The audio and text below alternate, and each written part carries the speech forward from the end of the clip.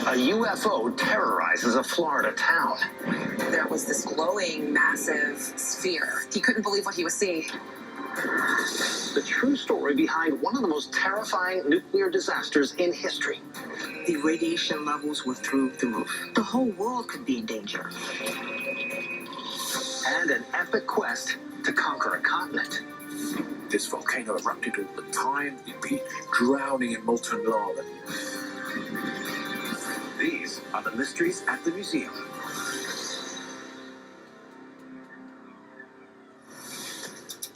Roswell, New Mexico became famous in 1947 when rumors surfaced that an unidentified flying object had crashed just outside of town. It sparked a host of wild theories that aliens had landed on Earth. Today, this out-of-this-world reputation is celebrated at the International UFO Museum and Research Center. Here, tucked among metal fragments from the alleged 1947 crash site and artistic models of extraterrestrial life forms, is a mysterious set of documents marked classified. The artifact contains magazines, photographs, and articles, all in a brown folder. The most prominent piece is actually the photograph of an unidentified flying object floating in the night sky. The images in this file recall a mind-bending series of events that could prove the existence of extraterrestrial life. This is one of the strangest close encounter stories ever.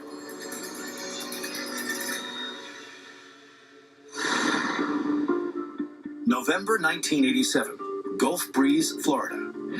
Dwayne Cook is the editor of the Gulf Breeze Sentinel, a newspaper that charts everyday life in this small coastal town. The Gulf Breeze Sentinel basically runs stories like the latest football game winnings, the council meetings, and changes on the bus service. But one evening, something happens that will alter life in Gulf Breeze forever. On November 17th, a man named Ed Walters walks into the Sentinel's office and makes an extraordinary claim. Walters says that about a week earlier, he saw a strange disc-like object hovering above his home. He grabbed his camera and snapped 5 pictures.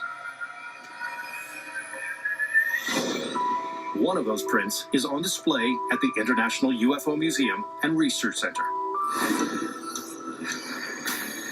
Walters is convinced the unidentified flying object was in fact an alien spacecraft.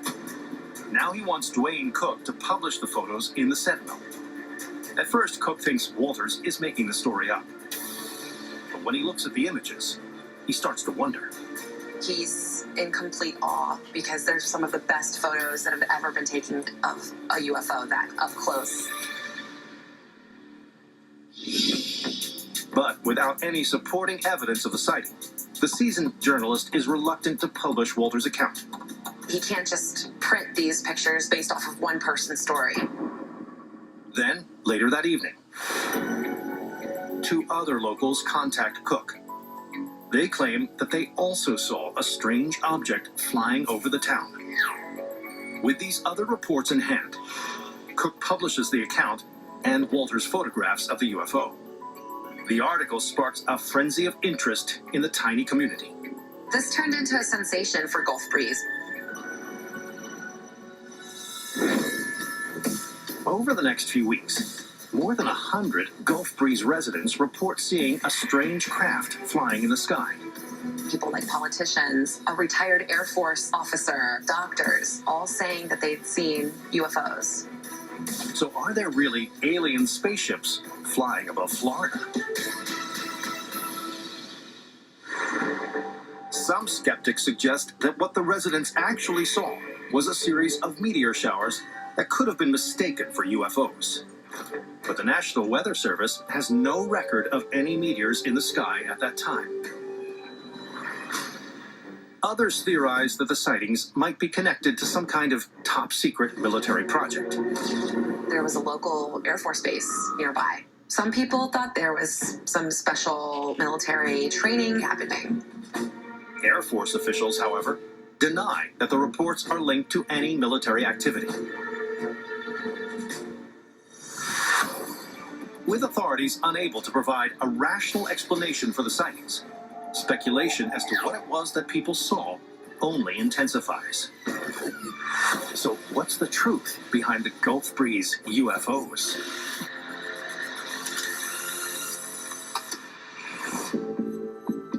For years, the reports from Gulf Breeze are heralded as among the most credible accounts of UFO appearances in recent history.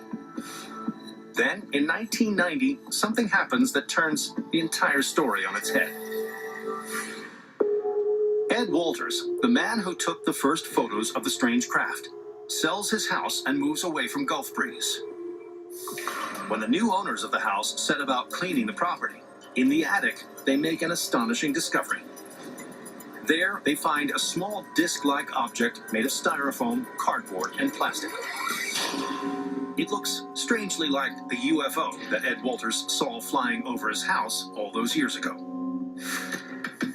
When the model is brought into the offices of the Gulf Breeze Sentinel, reporters compare it to Walters' pictures, and their suspicions are confirmed. It seems that the photographs taken by Ed Walters were nothing but an elaborate hoax.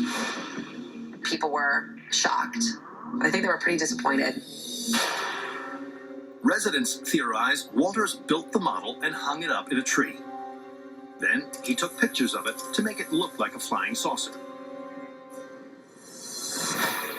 But even if Walters' images were indeed faked, one question remains. How do you disclaim 135 other key witnesses? These were upright citizens of the community. Many of the original witnesses stand by their stories and contend that back in 1987, Gulf Breeze was indeed visited by extraterrestrials. Even to this day, people are still saying that they were there, and they claim that they saw it. And this dossier, containing detailed accounts of the UFO sightings and a copy of one of Ed Walters' original photographs, is stored in the archives at the International UFO Museum and Research Center in Roswell, New Mexico.